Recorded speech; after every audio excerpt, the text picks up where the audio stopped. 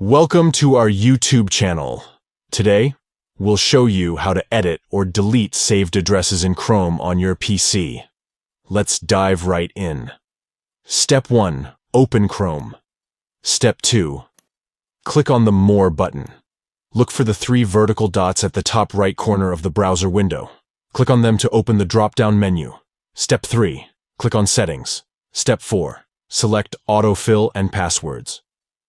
On the Settings page, locate and click on Autofill and Passwords.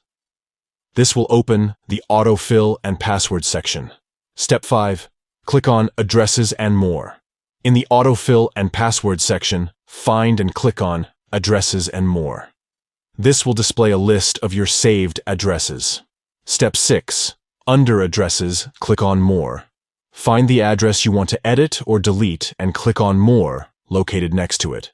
This will provide you with additional options. Step 7. Select Delete or Edit. From the options that appear, choose either Delete to remove the address or Edit to make changes to it.